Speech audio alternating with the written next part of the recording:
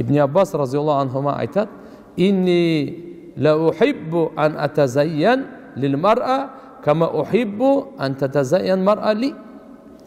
Мен қандай жақсы көрем дейді. Аялға бір чырайлуу қоз болып көрінгенімді, ошондой эле аялдағы маңа чырайлуу қоз болып зыйнаттанғанын аны да жақсы көрем дейді. Бұны қарап тұрыңыз мұндай деп. Бұл жерде үй бүлөлүк маселени айтып жатат да. Ошон үчүн иншалла күйөөсү аялына кооздонсун, жасансын.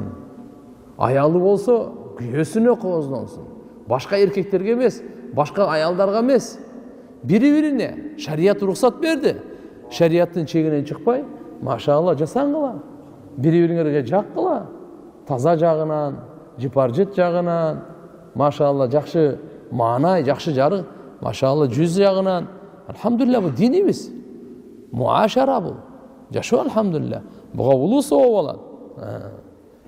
Ошон үчүн мына жерде айтып аткан Алла Таала хадистерде демек аялдарга жакшылык кылууга осияттар келип атат, жакшы мамиле кылууга осияттар келип атат. Буну дагы ва анна залик минал иман, бул имандан.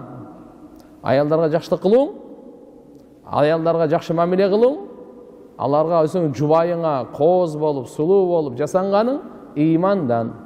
Аларга жакшылык кылганың имандан. Ла мин бабил имтина алейхинда. Аларга бир жакшылык кылып, милдет кылып кое турган баптан эмес, мындайча айтканда угуп алыңыз. Сиздин мойнуңуздагы милдет. Аялды багычу.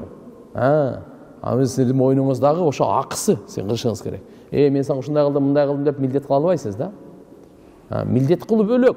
Мойнуңузда милдет, силердиңизге жоопкерчилик бул бөлөк. Сиздин мойнуңузда жоопкерчилик сиз аткарышыңыз керек. Кээ бирлер айтат го, мен аялымды багып атам, токто. Сен багып атам деп жөнө бир сырттагы бир жоопкерчиликсиз, сиздин жооптуңузда эмес да, ошондой адамга айтсаңыз мейли, ошондо да мен сени мындай багып атам. Жок, аялыңызга багуу сиз милдеттүүсүз, жоопкерсиз. Буну багып атам деп айтканга акыңыз жок. Багышыңыз керек да. Бул имандан. Абу Хурайра разияллаху анху айтат: "Акмалу муъминина иманан ахсанухум хулуқан ва хиярукум хиярукум линисаихим."